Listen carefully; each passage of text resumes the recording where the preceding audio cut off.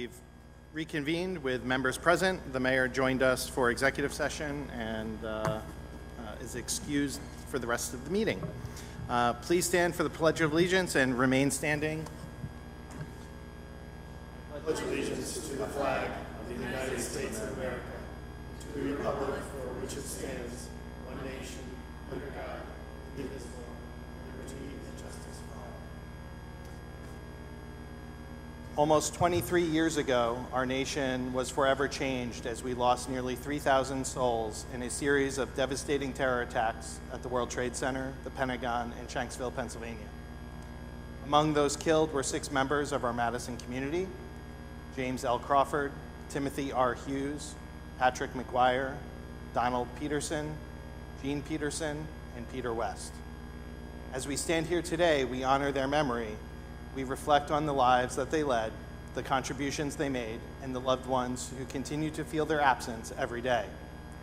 These 6 individuals, our friends, our neighbors, and our family, never returned home that day. Their absence is felt deeply in our hearts and in our community.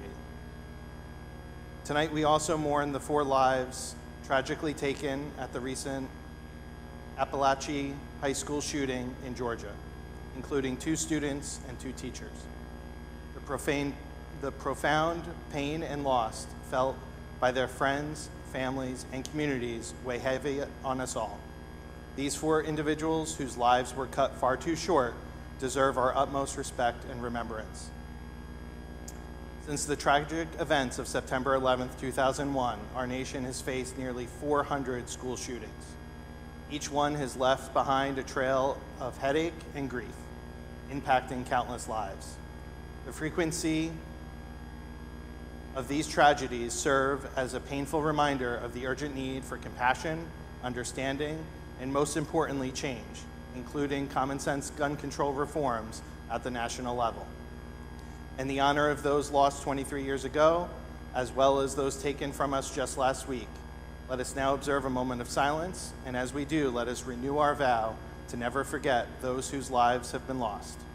Let this moment serve as a powerful reminder of the preciousness of life, the strength of our community, and the unwavering spirit of unity and resilience that binds us together.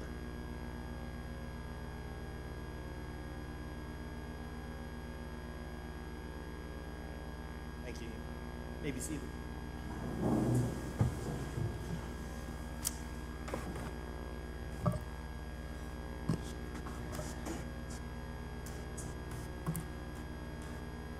We have no minutes for approval this evening, so welcome everyone. And as we kick off the unofficial start to fall here after Labor Day, I hope everyone's getting back into their non-summer routines.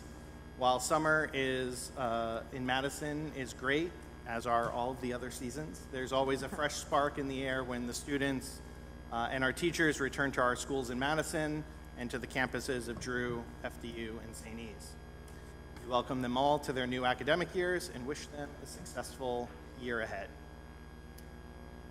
Tonight, I'd like to acknowledge a couple of employment anniversaries here in the borough. A couple of days ago, on the 7th, Police Captain Joseph Longo celebrated his 25th anniversary. And coming up in a few days, we have another 25-year anniversary. Our utility billing supervisor, Donna Carey, will be celebrating her anniversary on the 13th. The employee of the month for September is Assistant Borough Engineer Dennis Harrington. Since Bob Vogel's retirement in January, Dennis has been overseeing several large capital projects in the borough, including the Cook Avenue parking lot, the Dodge Field playground, and others. This is all in addition to his regular responsibilities as Assistant Engineer and Zoning Officer, so we thank Dennis for continuing to go above and beyond. Also tonight, we have an update on the borough's efforts to save the Drew Forest.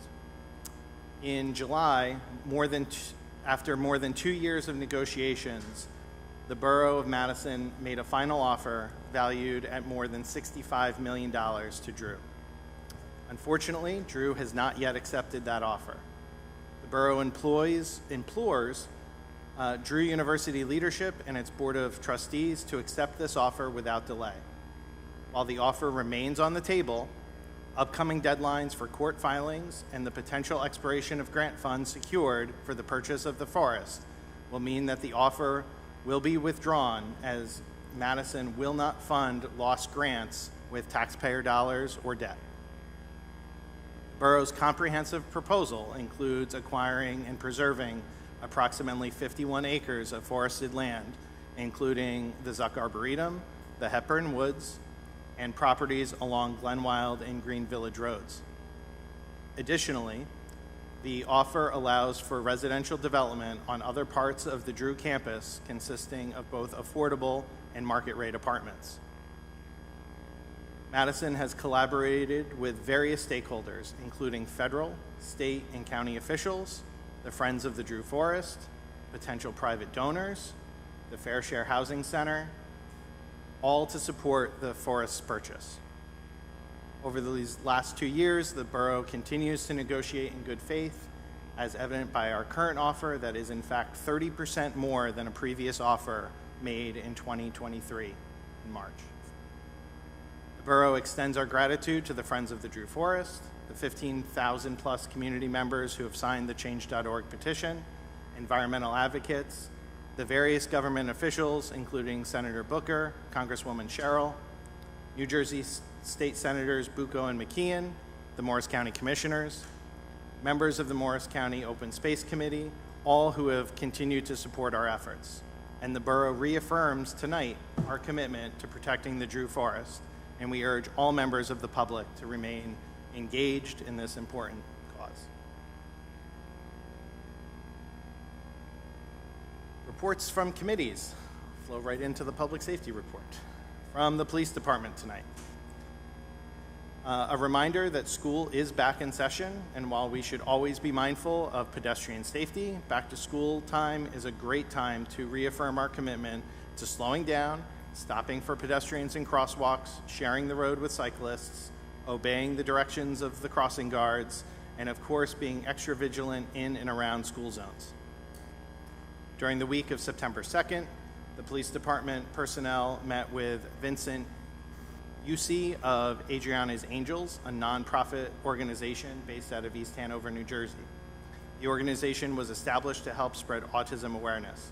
Mr. Yuchi donated autism info sheets for first responders to the Madison Police Department.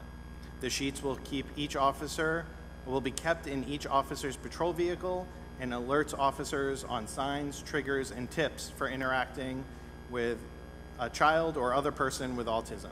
For more information on this organization, please visit arianasangels.com.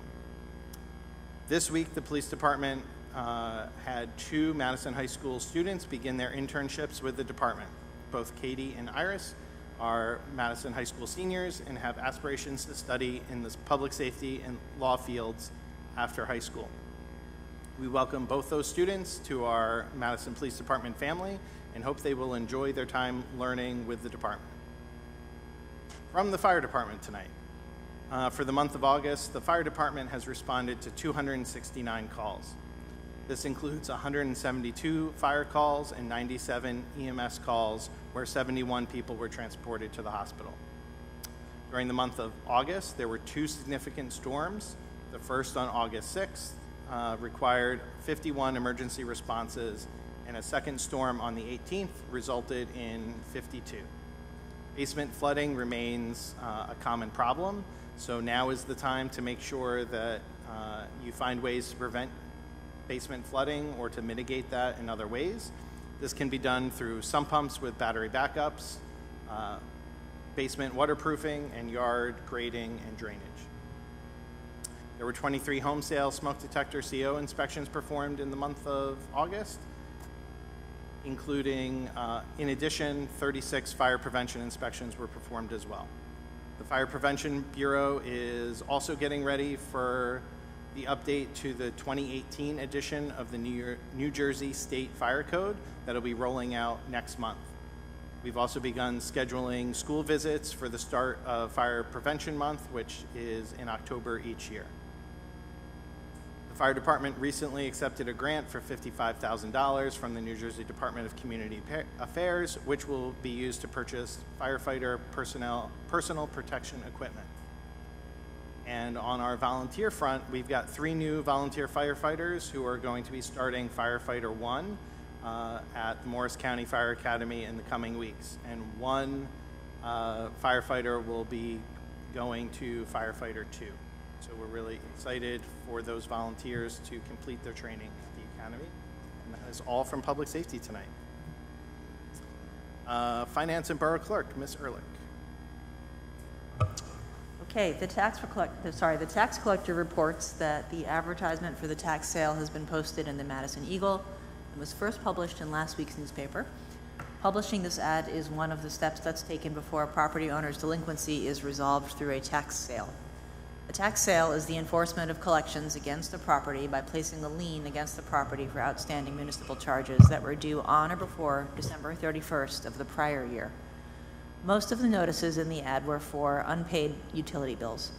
This year's tax sale is scheduled for 10 a.m. on Thursday, October 3rd. However, outstanding amounts are typically resolved before the actual tax sale. The state requires an annual tax sale to ensure municipalities do not have outstanding charges from prior years.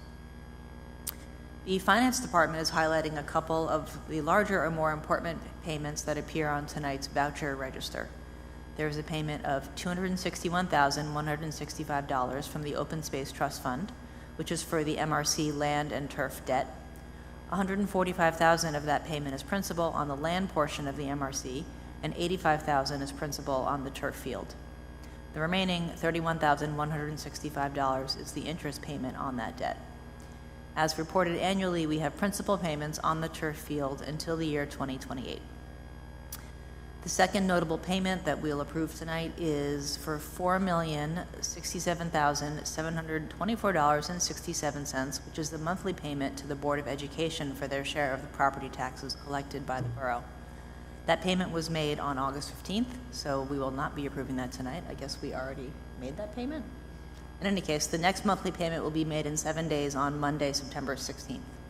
And finally, on August 15th, the borough paid $2,825,760 to the County of Morris. That's the third quarter payment of county taxes that was collected by the Borough of Madison and our property tax bills. The council receives the voucher register, known as the bill list, ahead of every council meeting. The list is compiled by the Accounts Payable Department and includes all the payments that were processed, as well as upcoming checks that are set to be issued. Thank you, that's all. Public Works and Engineering, Mr. Landry. Thank you. From the Engineering Department, Welby Facility Improvements project is nearing completion. The well production of drinking water has been restored. Utility building roof, the contract with Joseph Doherty Company, construction commenced March 22nd. The main roof is complete. Helena Rubin Architects is reviewing submittals and progress payments. Project is nearing completion. Ancillary items such as louvers and finishers are to be completed. The library interior with Daskell LLC, the architect is reviewing submittals and invoicing. Construction work is approximately 98% complete. Furnishings and restacking of the library materials will take some time. Anticipate reopening this fall. Milling and overlay for 2024. Project has been completed with the exception of replacement of line striping. The engineering department is coordinating the line striping with the contractor to complete this as soon as possible. The Cook Avenue parking lot. Phase 1 of the project is nearly complete. Phase 2 will commence this week with the survey layout. The telecommunications companies have relocated their wires underground for the Phase 1 portion. Madison Electric will be transferring services to the new underground wiring. Work will take place at night to minimize disruption to the businesses and residents. Notices will be provided. Dodge Field Playground. The project is nearing completion. The equipment installation is complete with the exception of some final elements. The rubber playground surfacing is scheduled to commence this week and will take approximately 3 weeks. The MRC Solar Carport. Project has been awarded to Bullet Electric of North Arlington in the amount of $1,998,500. Contracts and required paperwork have been submitted. And a pre-construction meeting will be set up shortly. Okay. From the Department of Public Works, DPW has hired a grinding company to take care of the tree debris from the past storms and hauling it out to be reused. This is being done now to make room for the leaves coming in the coming leaf season, which need to be picked up. On tonight's agenda is a hybrid truck that will replace a traditional gas engine truck. DPW assisted engineering with all the paving projects and worked with the electric department on Cook Avenue parking lot to get underground conduits in place. Fall sports are underway and DPW is working with recreation to line and clean all fields for the upcoming events. DPW is painting all crosswalks and no parking areas in the school zones. And finally, from the Madison Environmental Commission, the MEC is holding its 6th annual Eco Garden Tour on September 21st from 12 p.m. to 4 p.m. Tickets are $10 apiece and can be purchased online or in person at the Nature of Reading Bookshop on Main Street. The self-guided tour is a great way to peek into your neighbors' yards and see how their lawns are being reduced, organic vegetables are being grown, and creating pollinator habitats. The tour includes a native plant sale with Toad Shade Wildflower Farm. Ticket sales will fund the Nature Lover speaker series co-hosted by the Nature of Reading. Thank you. That was a tongue twister. Utilities, Mr. Alan Putis. All right, mine's not as extensive as that, Councilman Landrigan. All right, thank you, Substitute Mayor, Mr. President of the Council. From the Water Utility Department, they're busy with contractors and new construction. But on the well updates that Bob touched on, the storm of August 6th caused some damage within the wells, and the generator at John Avenue site has been down. We lost power to the garage, water and light plant due to the damaged service line, but it was repaired quickly by our electric department. But further damage was caused to the generator itself, and there's a scheduled repair slated. B-well reconstruction is finally on track as the new motor and well casings have been set and energized. The preliminary testing is showing great improvement back to our original gallons per minute flow rate. An extended test run is scheduled for this week. The site improvements around the well are a little bit slower, but being observed by our engineering department and the head of DPW, Ken O'Brien. D-well is running as our primary well, but it's awaiting further electrical function controls for the VFD. I don't know what that acronym stands for, sorry. At Cook Avenue Plaza lot, we are waiting for the switchover to the other half construction. The water department has dug 2 curb boxes. They dug and replaced, as well as new fire hydrants to replace the older existing fire hydrants behind Alfred's and a couple of other locations. In addition, 6 curb boxes have been dug around and repaired. A bunch of old continued service is being done in the borough. They replaced the hydrant behind Staples parking lot, and there's another one slated to be done this year. Meters continue to be replaced by the contractor Meter Tech, and the water department is also assisting. That's all from the water department. From the electric utility department, the standby crew was called to James Park substation for a transformer malfunction alarm. It was a blown control fuse, thank goodness. The standby crew was called to 317 Woodland Road for low-hanging wires. The standby crew was called to a half power outage. There were squirrel outages. A few of these happened around the borough. The storm on August 6th caused extensive damage to equipment on Central Avenue. The electric department is still working on the final repairs to some of the poles and equipment in that area. So there was a planned power outage at the Cook Avenue Plaza as they were going to turn over the old service to the new service. I think they were going to have to turn off some of the power to those buildings, which feeds from the street to the buildings. But the storm actually took place on August 19th, the same day as that turnover, which would happen at night. So they are rescheduling now and advising all of the merchants and residents there when the next power outage will be. It'll be very short and quick, hopefully. The electric department is working on setting a new pole for the Kings Road electric upgrade that they're doing during their renovation at the school. And the electric department continues to perform maintenance repairs, service installs, demolition disconnects, branch cutting, streetlight repairs, markouts, and they're responding to residents' concerns throughout the borough. That's all. Thank you, Tom. Community Affairs. Sanahan. Thank you. The Downtown Development Commission wants to remind everyone Bottle Hill Day is scheduled for October 5th. Sponsorship applications and other information are on Rosenet. The Farmers and Artisan Market will continue through December 14th in the Prospect Street parking lot from 9 to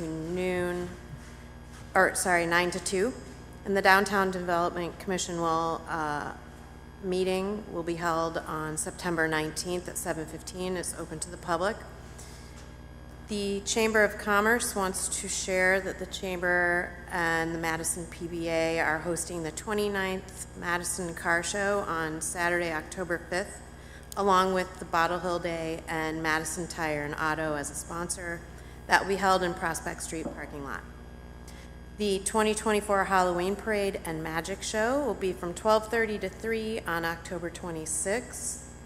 The Chamber and the Downtown Development Commission are presenting a new event called Rose City Dog Day and Parade, November 2nd from 11 to 2. More information can be found through the Chamber or Lisa Ellis. And the Madison Community Arts Center 2025 already has 850 scheduled events. There are 30 paintings by Madison resident Nino Ceratelli, and they are being shown until September 29th. Gallery hours are available on the MCAC website.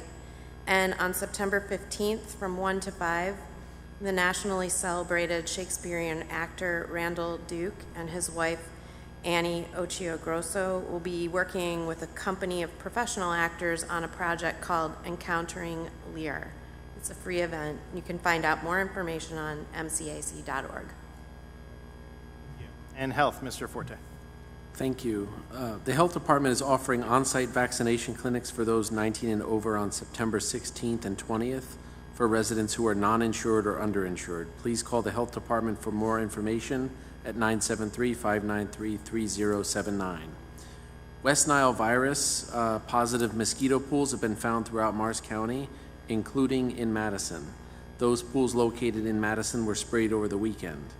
Mosquito season can last through October, and residents should still take precautions, which would include wearing an EPA-registered insect repellent, avoiding the outdoors during dusk and dawn hours, wearing long sleeves and pants when possible, eliminating standing water from your property, and ensuring that all window screens are in good repair. September is National Preparedness Month, and the Health Department encourages all residents to plan ahead for emergencies such as hurricanes. More information on preparedness can be found at ready.gov. Thank you. Thank you, sir. Any communications or petitions? None received. Thank you. Going to go into our first public comment section. At this time, you can ask questions or make comments on any discussion items that are on the agenda or the resolutions on the agenda for this evening. There will be another invitation for discussion later in the meeting for any other subject. So those agenda discussions this evening are the pre-qualification for restoration of the Madison Heller Center, which is formerly the Masonic Lodge, as well as a presentation on electric utility capacity pricing. And the resolutions that you may comment on this evening are as follows. Resolution 241, a resolution of the Borough of Madison appointing Robert Dietrich the position of Class 3 Special Law Enforcement Officer in the Madison Police Department. Resolution 242, resolution of the Borough of Madison authorizing salary increase for the police chief. Resolution 243, authorizing salary increase for Police Captain Joseph Longo, excluded from union collective bargaining agreement. Resolution 244, resolution adopting the pre-qualification regulations for the restoration of the Heller Center. Resolution 245, resolution of the Borough of Madison authorizing purchase of a pickup truck and accessories for the Department of Public Works through the New Jersey Cooperative Pricing System. Resolution 246, supporting the Madison Environmental Commission Eco House and Garden Tour.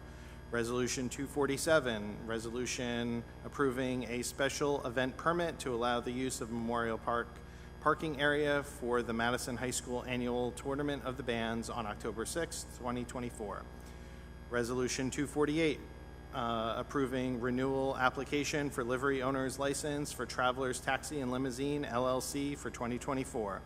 Resolution 249, resolution renewing the application for livery driver's permit for, oh, that's on here twice, for Travelers Taxi and Limousine LLC for 2024.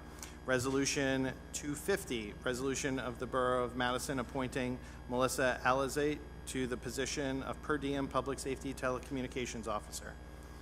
Resolution 251, resolution of the Borough of Madison appointing Thomas R. Hunt to the position of per diem public safety telecommunications officer.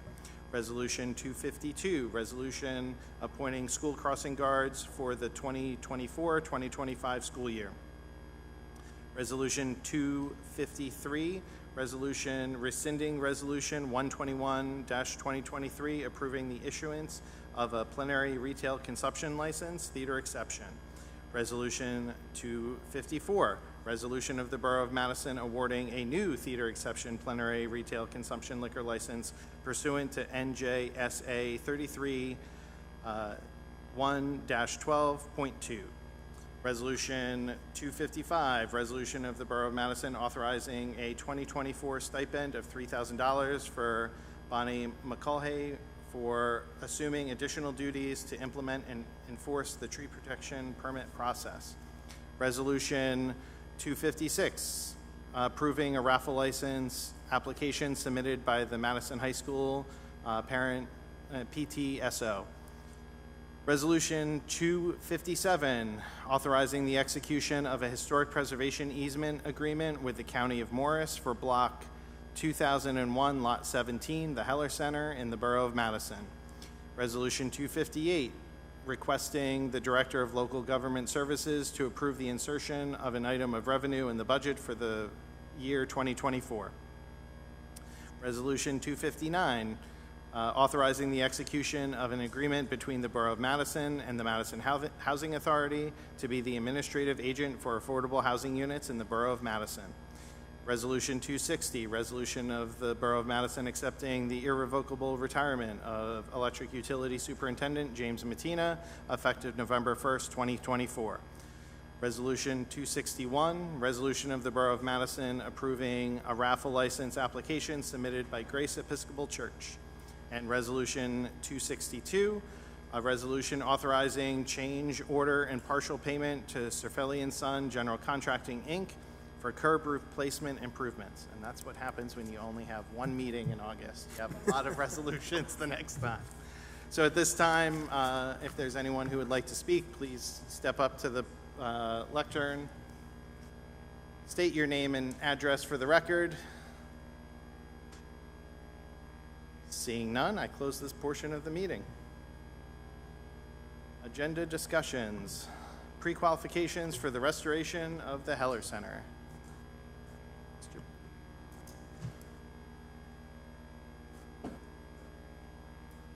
I'm going to present this from my seat here. To pull up my copy. So tonight's presentation is basically a requirement for the process through which the renovation will be, the contract will be awarded, that we advertise, hear, and adopt certain pre-qualification requirements for eligible contractors to do this work. So a few slides in, we'll step through the timeline of this process and see where we are. This is to fulfill the statutory requirement that we adopt these requirements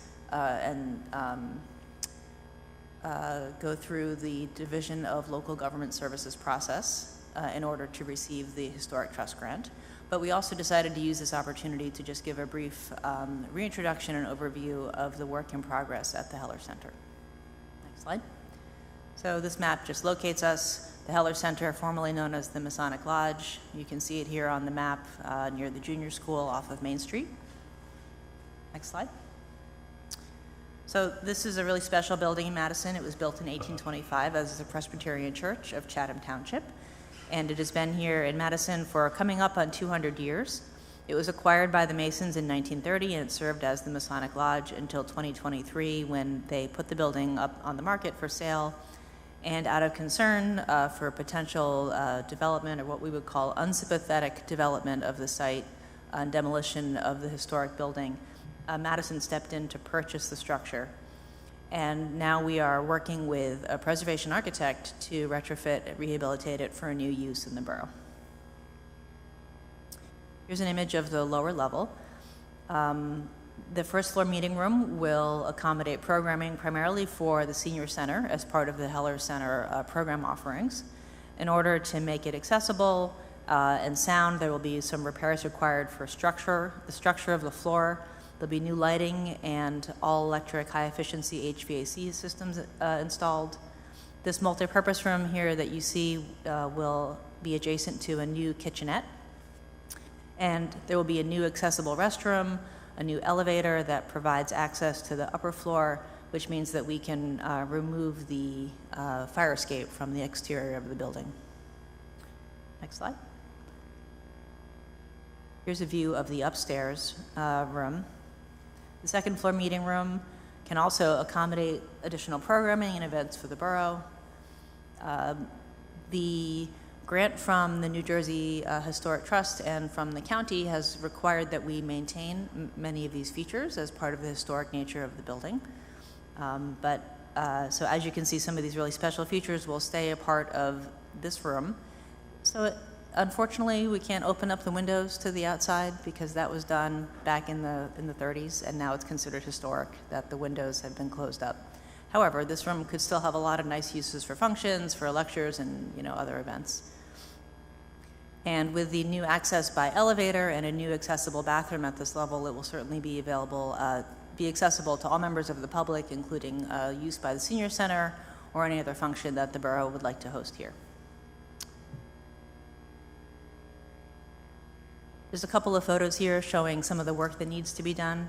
As I mentioned, there'll be a new elevator and a stair addition at the rear. You can see in the upper right-hand photo, there's a small one-story kind of bump out at the back of the building that will be extended up to the second floor to accommodate the new egress stair and the new elevator. The exterior needs to be repaired with repointing, sealing, and some brick replacement where older elements of the building that are either disused or in a state of disrepair will be removed or replaced, and the windows will be restored. Okay, so this is the timeline I mentioned. So the architect, Clark Caton Hintz, CCH, has created the pre-qualification package for contractors. The borough has reviewed and approved that package, and it was then sent on to the Division of Local Government Services. As the architect explained to us, this is a courtesy review to confirm that the package meets with the state requirements. There were no comments from DLGS, and so we moved to advertise this package. So a 20-day advertisement before this public meeting was placed that we will be adopting the pre-qualification package, and that brings us to tonight. We will vote to adopt the pre-qual package and then submit that paperwork to the Division of Local Government Services for final approval. By statute, DLGS has 30 days to approve. Likely this will go more quickly than that because they had a chance to preview the package before it was made public. And then once the borough receives approval from the state, the RFQ package for qualified contractors can be issued. This is about a 3-week process, so it'll be issued in October and returned in November. We'll receive pre-qualification packages from interested and qualified contractors. And then together with the architect, the borough will review the submissions and send them to the New Jersey Historic Trust for review and comment. We'll notify qualified vendors, issue the drawings and specifications for a construction bid, likely in early December. So here's where we're at now. CCH, the architect, has submitted 75% complete construction documents as of the end of August to the Borough for feedback. We've had frequent meetings with the architect to review the plans and provide feedback and fine-tune the scope. The architect has met with NJ Historic Trust to review the project. They've done walkthroughs on site to look at the proposed design, and the Historic Trust did provide feedback, such as the fact that many of the changes made by the Masons need to be preserved under the terms of the Department of the Interior standards for preserving landmarked buildings. Morris County Historic Trust will also weigh in on the proposed exterior work for the building. And then finally, the construction documents will be completed for bidding likely in December to tie in with the pre-qualification package that we outlined on the previous slide. So the idea is that this construction would go forward in 2025. When we have a construction schedule, we can share that. But the provision of some of the elements in the restoration and retrofit, such as the new elevator, the new HVAC equipment, a new transformer that we need to bring to add additional service to the building, are long lead items. And so this will likely be I would say, 9 to 12 month or longer construction process. We have a couple slides showing the proposed work. So here's a plan of the ground floor. You can see on the right-hand side, there's a dotted line dashed in around the new accessible bathroom on the right side. At the left side, you see the new elevator. There's a new egress stair above that that's a square shape in the upper left-hand corner, and a small kitchenette, like a pantry, to serve the meeting room on the ground floor. And then going upstairs, you can see the elevator and the stair continue up. On the left side, the shaded portion of the bump out is the extension, the new second floor level of the service portion of the building at the back. You can see here's where the elevator and the stair will bring people up, a new accessible bathroom at this level. And then the meeting room will remain largely as is under the historic preservation guidelines that we have. There's another slide of elevations. So here you see a side view and the rear view of the building. The image on the right shows the back of the building and how that bump out I mentioned will be extended up. It'll stop short of the cornice, and it'll have a parapet to screen the additional, the elevator overrun and the additional HVAC equipment up there. So I think it's a pretty sensitive way to incorporate these new accessible and HVAC elements, and certainly is in keeping with the overall look of the building. And the great news about this is that it'll make the whole building accessible to all members of the public for uses that we couldn't have before. So it's kind of a whirlwind overview. I know most people are familiar with the project, but the main goal tonight is to adopt that pre-qualification package so that we can keep the process moving with for a selection of a contractor by the end of the year. Are there any questions? Thank you. Questions from or comments from the council? Okay. Yeah, seeing none, there is an opportunity here for members of the public to either make a statement or ask a question, because this is a hearing that is required by that pre-qualification process. So if there's any members of the public who would like to step up and comment, you can do so now. Same rules would apply. Keep your comments to 3 minutes. Seeing none, I close this hearing, and this is listed on the consent agenda as Resolution 244. So we'll vote on it then. Mr. Burnett, electric utility capacity pricing. Thank you, Council President Range. I appreciate the opportunity to present this. It's an important topic. We've talked about this over the years, but now we need to talk about the cost of capacity because prices have gone up significantly. So next slide, please, Michael. PJM, Pennsylvania, Jersey, Maryland, it's our regional grid. It's called a regional transmission organization. It's a quasi-government entity that manages and makes sure we have reliable electric in our area. They have created a capacity market called the Reliability Pricing Model, and it ensures long-term grid reliability by procuring the amount of power supply or resources needed to meet the predicted or estimated energy demand in the future. And that's really on the hottest days of the year, the most highest capacity days of the year, where we're obviously worried about making sure we have enough energy resources or generation. Capacity represents a contractual obligation between the generator and PJM, and says you have to be there and deliver in case of an emergency. To contradict or to show a different angle to this, Texas does not have this capacity market. They don't pay the generators a dollar amount and sign these contracts to have guaranteed capacity to be there, and that's why they had a big one of the reasons why they had a big failure in major grid almost meltdown when it was severely cold in the winter, because they don't have this type of model in Texas. They also only deal in Texas, where we're dealing with a multi-state entity where generation can be transported and utilized from various areas all the way out to Ohio. Even though PJM stands for Pennsylvania, Jersey, Maryland, there's resources in Ohio that are part of PJM. So these these generators are there when needed, but they may not be used all year round. Capacity as it relates to electricity means that there's adequate generation on the grid. So flip to the next slide, Michael, please. PJM's capacity market changes, and the charge is based on two factors: the price for capacity and the peak load factor. The peak load factor is the average of the 5 highest non-coincident peak load days in the prior year. What does that mean? PJM looks back to last year and says, when were the highest consuming times of the year? And then they'll pick 5 non-coincident days. So it can't be an hour on July 28th, and then a second hour on July 28th, and a third hour on July 28th.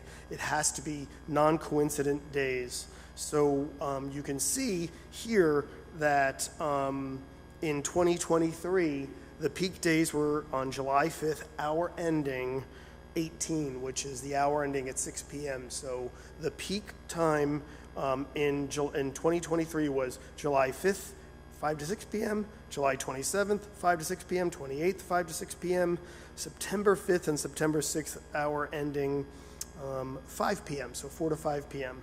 And our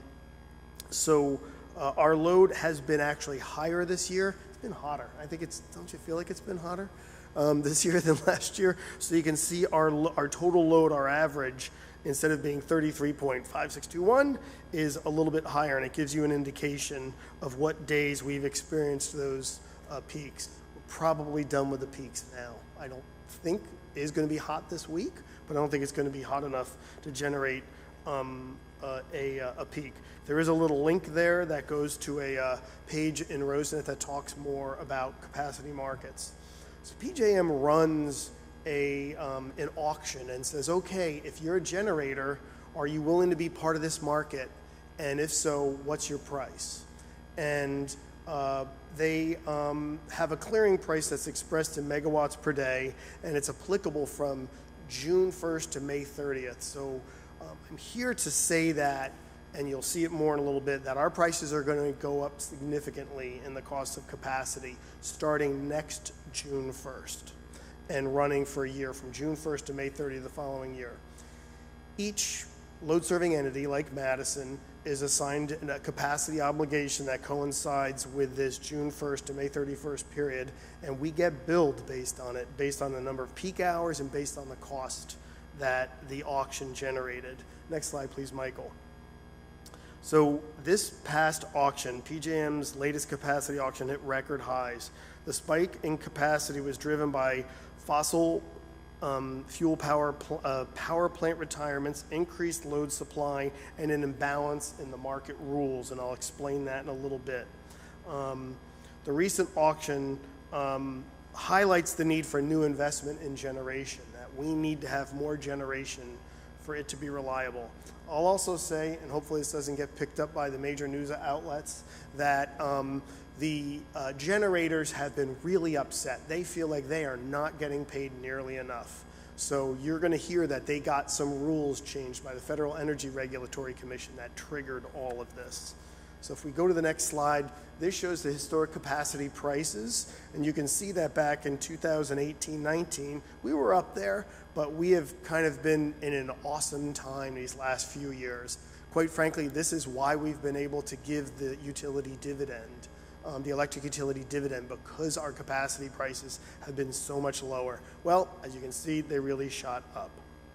So if we go to the next slide, this talks about new PJM rules, which are really generated by FERC, Federal Energy Regulatory Commission, that derated or reduced what a generator can bid into the market.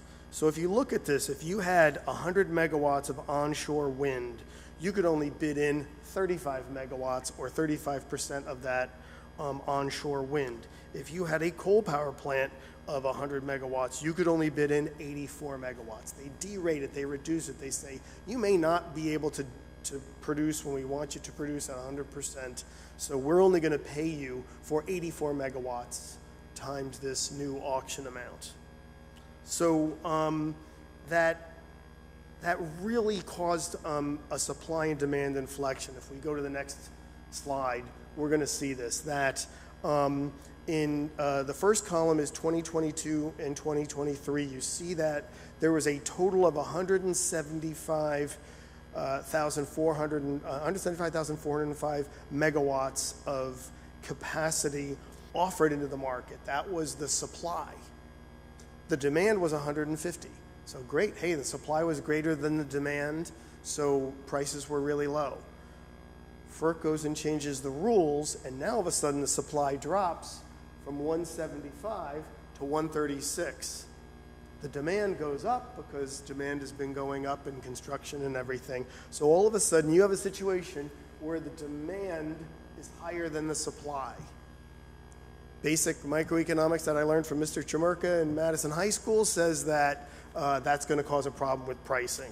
And that is really it. So you can, and we're going to spend a moment on this because Rachel and I were talking about this really just a few minutes ago. Some of the solar has been derated, and some of the other hydro has been derated, but it was really a combination of coal power plants shutting down and natural gas power plants shutting down, and natural gas and coal being derated or reduced in terms of the amount that they could bid in, that caused this huge change, right? From 45 to 30, from 85 to 66. Those two big numbers had a tremendous impact on the supply and have caused this. So I know this is very professorial, but I wanted to kind of explain how this market works. So let's go to the next slide, Michael. This is where the CFO or financial rubber hits the road. These are what we have paid and what we are going to pay in capacity costs. So it has been, 8 years ago, we were paying over $3 million. The last few years, we've been paying less than $1 million. We have had increased transmission costs and other increased costs, but now we're going to see a significant increase in prices next year. So that's gonna be something we're gonna have to resolve and work with, and I will work with council on how we're gonna financially manage that. But the next question I think you're gonna ask is gonna pop up on the next slide, which is, what can we do to reduce our peaks? And we've all been talking about this a long time, right? Probably a dozen years we've been talking about this. And fortunately, we have smart meters in place. Fortunately, we're in a better place than most of our smaller utilities in New Jersey. But there are multiple strategies we can use. Time of use rates, we are working on that right now to try to offer the pilot program for time of use rates, which basically says, hey, can you shift your consumption and not have it be hour ending 5 to 6 p.m.? Because that's really the peak time for us. And if you can just shift it to 2 p.m. or to 9 p.m., that's really going to help us. A peaker unit is a unit that would be a generation unit that would be in Madison, and we'd actually turn it on. And so instead of us consuming 35 megawatts of energy during that time, we'd say, boy, it's going to be a peak generation time for PJM. Let's turn it on, and we can knock our peak down 5 megawatts from 35 to 30. We can do the math, and we knocked our peak down by 15%. We knocked our $4 million charge down by 15%. We saved $600,000. So we can actually calculate the savings and figure out, was it worth it to do that? Battery storage is another thing where we have a significantly large battery that would be connected to our grid, and it would be turned on and drained and pushing energy into our system, so we're not pulling as much from the grid. Same as the peaker unit, we reduce the amount that we're drawing from the grid, we can save money there.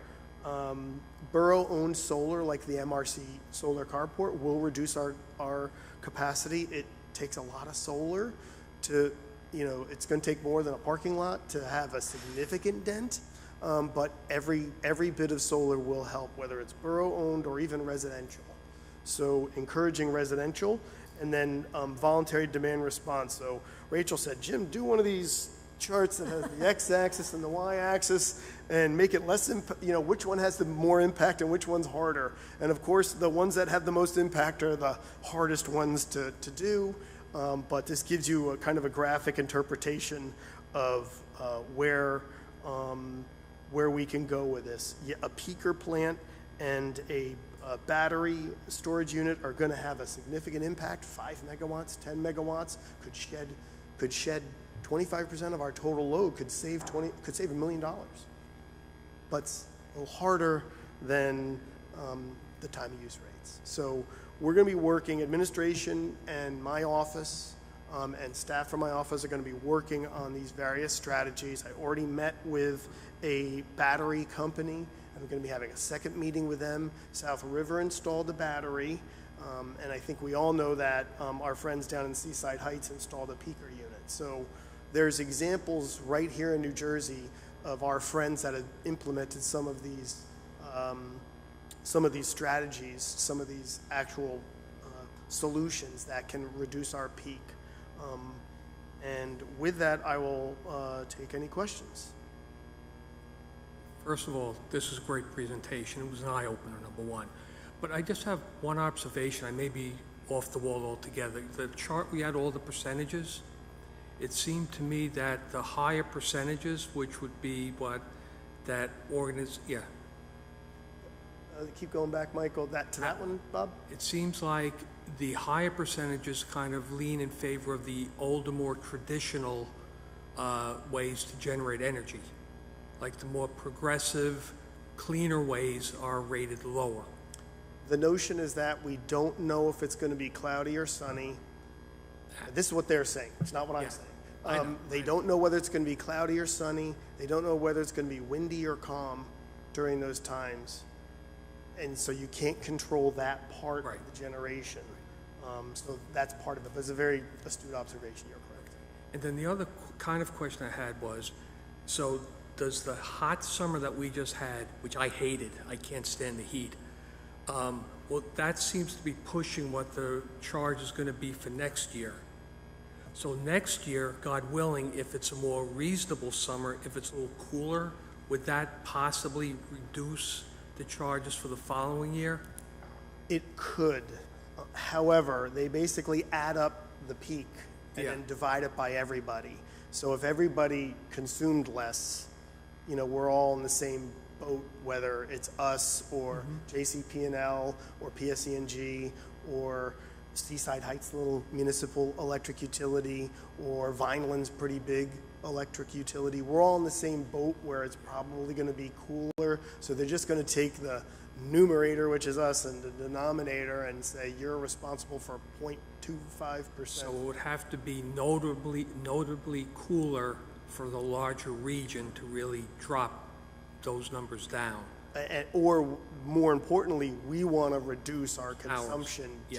And imagine, Michael, if you go back to the date, a couple of slides back that show the PJM capacity market, and it shows the hours. This one here. We only have to reduce our consumption 5 hours a year, and we can reduce our costs. One of the problems is we don't know what those 5 hours are, right? So we're probably going to guess 15 or 20 hours where we run these peaker generator units or the batteries, or 30 or 40 hours where we dispatch these resources. But it's only those few times where if we can get, reduce our consumption, that we will have a meaningful And impact. that's where probably the smart meters and the way that you monitor electric use could probably help. Yes, absolutely. It's going to allow us to do time of use. And Yeah. if it works well for the little residential, maybe we can turn around and offer it to a large commercial. Or something we didn't talk about, demand response. Hey, Stop and Shop. If you can show on your meter that you reduced consumption just for 3 hours, we will pay you X. We can see it on the meter now. We couldn't see it on the meter before, but we can see their increment consumption during those times, and potentially go into an agreement with them to do that. And then we split the savings. Let's say, hey, we saved $50,000. We'll give you 25, and we'll keep 25. Other questions or comments from the council?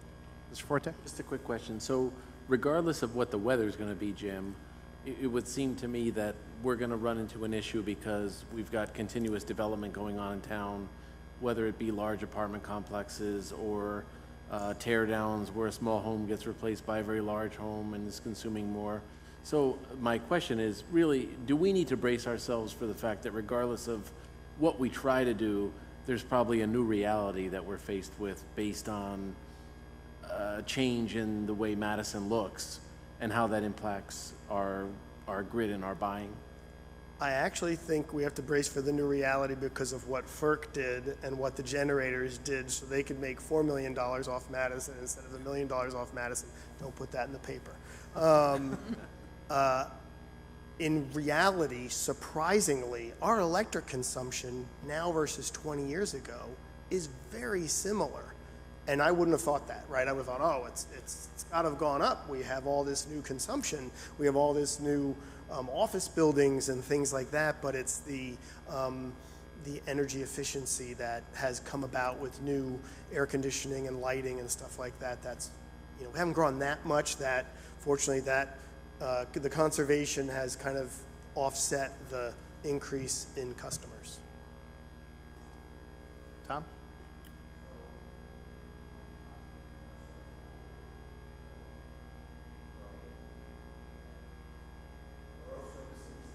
Tom, is your microphone on? Sorry, Jim. So are we kind of contradicting our goals now where we want the borough to be more electrified, right? With the borough services, with the residents, we want everybody to have more electric options in their homes and their lifestyles and our commercial development. But then it's going to potentially raise our cost to bring electricity to the borough. So Potentially. all of our peaks Yes. are happening in the summer. Right. People are going to have air conditioners, whether they have gas heat or whether they have electric heat. So asking people to heat with electric through a heat pump or other option, geothermal, whatever it is, will not have an impact on our should not have an impact on our summer peak. Right. As a matter of fact, arguably, if someone's sitting there with a natural gas or an oil burning furnace and they've got a bunch of old air conditioning units in the windows, if they turn around and install central air conditioning with a new heat pump, their electric consumption could be less in the summer. And then we would also get the benefit of them being an electric customer of ours in the winter. So the next thing I was going to lead into is that we talked, and I think Rachel said it in her last presentation, we're finally going to offer incentives to people to electrify to more efficient. Maybe batteries. Maybe we tell people, okay, you get a battery and off-peak, you fill your battery up so that the next day you can run part of your house with the battery, but we have to incentivize them and it will save us money in the long term. Really, really good point. The time of use will automatically incentivize someone to buy a battery. Yeah. Think about it. If we're saying, hey, you voluntarily choose time of use consumption, rate structure, what are you going to do? Well, I could buy a battery and charge it overnight and then dispatch for 12 cents a kilowatt, I'm going to use illustrative numbers, but 12 cents a kilowatt hour, and then I can turn around and sell that energy back to Madison at 35 cents a kilowatt hour through our net metering tariff. That funds, I guarantee you, as soon as we do time of use, Frank Kern from, what's his name of his company? Frank Kern from Greenhouse Solar. Greenhouse Solar. Frank Kern from Greenhouse Solar is going to be like, okay, I'm going to talk to my customers and see if I can get some of them to buy a battery. And by the way, there's currently Inflation Reduction Act incentives and whatnot. Great, go for it. That's something You're only we're going willing to to get do. 4 people out of the whole community who are really going to look at it that way, because the battery costs $3,000. Well, and so that's why we need to look at a 5 megawatt or a 10 megawatt That's for battery ourselves, for the borough. Sure. But you As want well. to incentivize people too. Yes, yes. So time of use would do that. So Not just time of use. oh, you want financial incentivize them. incentives? Well, what we should do is gotta work do with the- Frank run the on the analysis. numbers. We Yeah, should work sure. with Frank on the numbers and say, hey, if we do this, is this going to be enough? I know David Cohen's like, I'm doing it if you do that time of use. I want to do that. So, but we'll see. Okay. But ultimately, the little itty bitty, not the small residential solar installations, we're better off having a big municipal solar installation. The small battery, they help, but the big battery helps more. But the bottom line is, Michael goes back to that last slide. I'm taking Eric's line because we were talking about it. It's not one solution that's gonna work. We're gonna have to have more. Why do you say that it's estimated in 25, 26? Where did you get this capacity cost? It says ES. No, because there's still a possibility of having a peak day tomorrow or the next day. So we that peak factor that we have on the third page, Thomas, at 34,81834, we think we looked at our numbers and we think that's going to be it. So we did math, Gotcha. back of the envelope math. It's not going to get better. And it's not going to change by a lot. No. Right. Thanks, Jim. That was very informative. Questions, you guys are. Sorry. Other questions or comments from the council? Thank you, Jim. We look forward to more information and hopefully some solutions down the road. We have no ordinances for hearing this evening. So at this time, I'll invite members of the public who want to comment on any topic to step up to the lectern and state your name and address and keep your comments to 3 minutes. We'll give you a 1-minute grace. Hello, again. I'm Lydia Chambers, co-chair of Friends of the Drew Forest, and I live at 87 Millbrook Road in Harding. Right on top. And, well, tonight I'd like to start by responding to the announcement that I heard. And the Friends of the Drew Forest would like to acknowledge the tireless work that the Borough Council and the mayor and the administration has put in to trying to reach an agreement and come and pull together an offer to do 2 things: to preserve the forest and to support the university. So this sounds to us like a win-win, which is what the Friends of the Drew Forest have been working towards for 3.5 years. So we urge Drew University to accept this offer right away. The forest is critically important, valuable resource for Drew and for Madison and for Morris County and beyond. And it's worth fighting for. So I'll move on to my comments that I prepared for tonight, which over the years, you've heard from us many times about the ecological restoration of the Drew Forest and how it's been transformative. But the forest is now once again a place of significant value for birds, for bats, for bugs, and other wildlife because of the critical native habitat that's been restored. You undoubtedly know that the Drew Forest continues to perform other important roles for us, such as aquifer recharge and climate resilience, as it always has. but it's doing even more than all that. Tonight I'm going to share a story about how the forest impacted one particular person and what that teaches us. Haley Weber only spent a year and a half at Drew University, but she accomplished a lot. She conducted research on the effect of the deer fencing on vegetation in the Drew Forest as part of her coursework at Drew. She compared plots inside and outside the deer fence at the Zuck Arboretum and then at the Hepburn Woods using iNaturalist. So at the Zuck Arboretum, she found that 76% of the plants just outside of the deer exclosure were invasive. Invasive means they're alien plants that are detrimental to the ecosystem and they suppress biodiversity. So things like garlic mustard, oriental bittersweet, and Norway maples are 3 that she observed. Inside the exclosure, she found only 19% of the plants were invasive. So her study clearly demonstrates the beneficial impact of deer fencing for restoration of native plant understory in a forested area. These results can be used to justify plant conservation using deer exclusion in new areas where deer are abundant. This is valuable information for conservation organizations across our region. So interestingly, Haley began her career at Raritan Community College, where she earned an associate's degree in the spring of 2022. She then transferred to Drew in the fall of 2022 and graduated Phi Beta Kappa in December of 2023 with a major in environmental science. Haley is now at the University, or the Miami University, pursuing a master's in botany. So as you can see, the Drew Forest drew Haley in. It provided a living laboratory where she could excel and learn how to investigate significant scientific questions. And it prepared her for important graduate work and a future career in science. So Haley is yet another example of how the Drew Forest has been transformative in students' lives.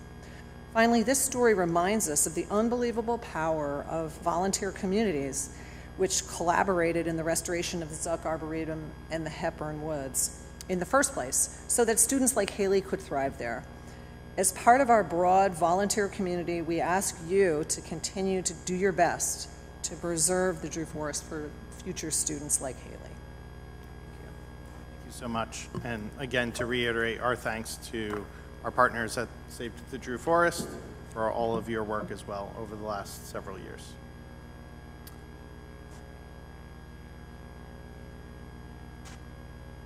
Hi, Amy Reed from the Museum of Early Trades and Crafts. I actually live at 10 Midwood Drive in Florham Park. Just a quick note about Ordinance 29, 2024. We just wanted to thank the Madison Town Council for appropriating funds from the Municipal Open Space, Recreation, and Historic Preservation Fund for repairs to the Museum of Early Trades and Crafts clock. Along with funding from the Morris County Historic Preservation Fund, this project will allow the clock to run again, including an hourly chime of the bell, as it used to do in Madison for so many years. The project will also restore the clock face and hands to its original gold leaf finish. The Borough of Madison has always been very generous to METC's projects to maintain and restore the James Library building, and we are thankful to continue to work with them again on this project. Thank you. Thank you so much. Anyone else wishing to be heard at this time?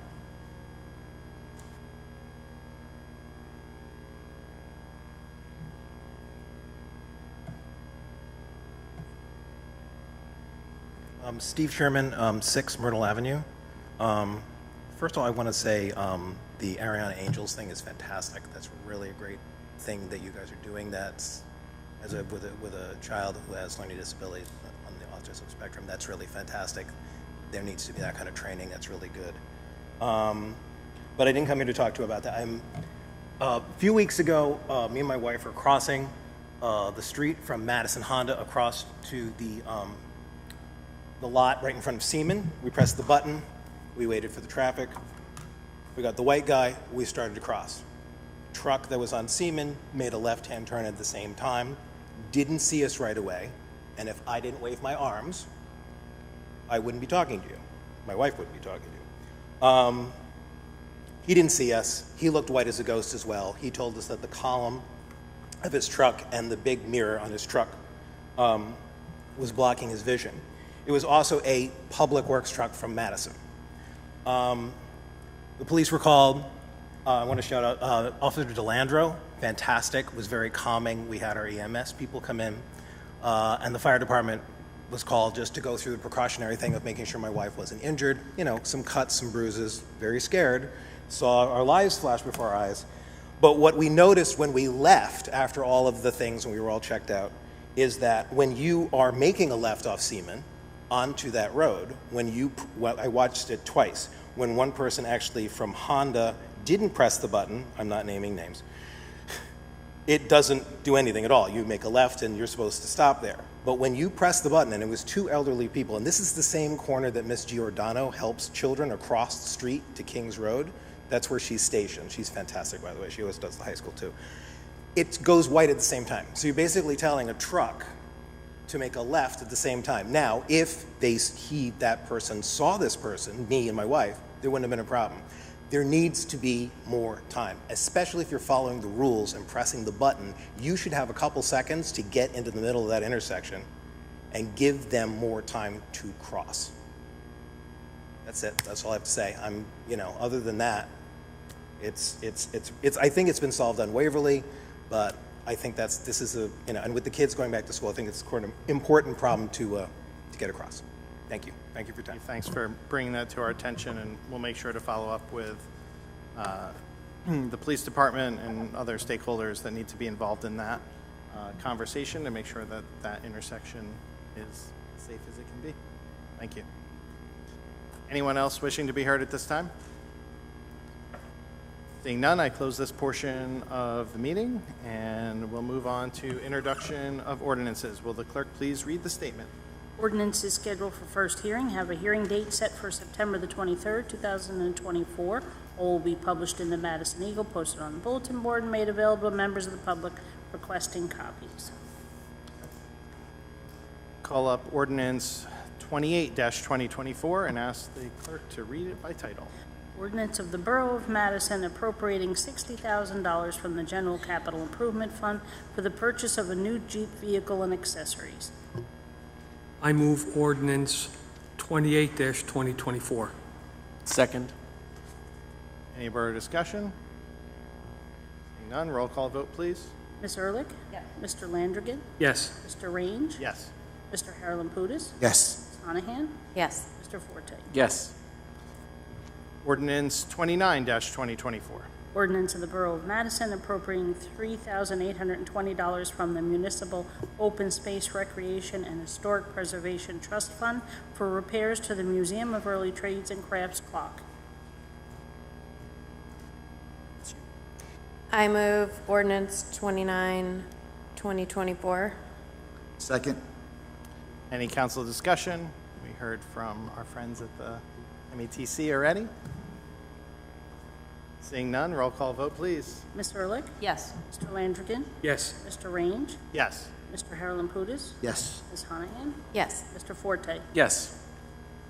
Ordinance 30-2024. Ordinance of the Borough of Madison appropriating $1,400,000 from the General Capital Improvement Fund for the purchase of one new cyclone compressed air foam system fire engine. I'll move ordinance 30-2024. Second.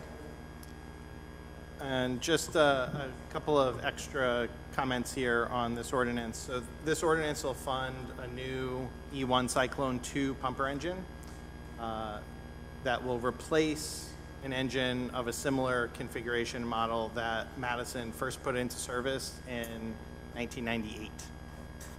So at nearly 27 years old, the existing engine is exceeded its useful life, and it's making it's increasingly difficult to maintain and get parts and all that sort of thing. The capital spending plan that we've been looking at over the last couple of years indicated retiring this current engine in 2027, but given the current lead times of 26 to 30 months for this type of fire equipment, the ever escalating costs, and we talked a little bit about this during the budget hearings when we hoped to forward this later this year. Those escalating costs, every time we ask the the supplier, can you get us a new quote? It goes up 10, 15%.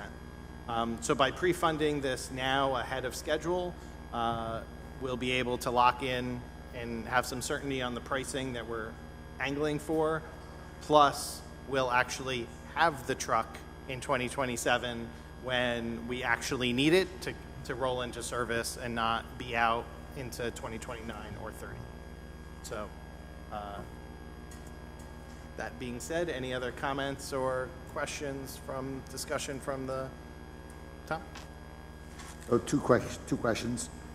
Like you just stated, we probably won't have this unit for 2 years. I think I read that somewhere in the updates there.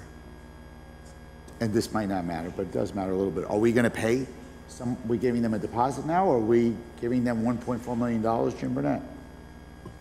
Up front? You know? The question, Jim, is if we encumber this money now, are we paying the whole thing before we get the truck? No. No. We don't pay anything until we get the truck. We We just just need to trying to have the purchase it. money in place. Right. So we can actually order the truck.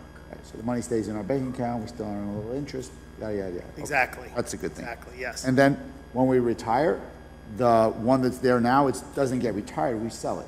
It's part of the trade-in, I believe. Oh, is that how it works, Jim? $4 million, yes. Oh, okay, got it. Okay, thank you. Well, I know we need it, so thanks, Eric, for putting such a good deal together. Only $1.4 million. Chief Wickman did all the heavy lifting on working with the vendor and making sure that it was specified to the needs of the department. So, any other council discussion? Seeing none, roll call vote, please. Ms. Ehrlich? Yes. Mr. Landrigan? Yes. Mr. Range? Yes. Mr. Harlan-Pudis? Yes. Ms. Honahan? Yes. Mr. Forte? Yes. Moving on to our consent agenda, will the clerk read the statement? Consent agenda resolutions will be enacted with a single motion. Any resolution requiring expenditure is supported by a certification of availability of funds. Any resolution requiring discussion will be removed from the consent agenda. All resolutions will be reflected in full in the minutes. Okay, I move consent agenda R-241, 2024 through R-262, 2024. Second. Any discussion or any that need to be pulled? Roll call vote, please. Ms. Ehrlich? Yes. Mr. Landrigan? Yes. Mr. Range? Yes. Mr. Harlan-Pudis? Yes. Mr. Honahan? Yes. Ms. Ions, my apologies. Mr. Forte? Yes. There is no unfinished business. Will the clerk please read the voucher totals? From the current fund, $7,653,067.15.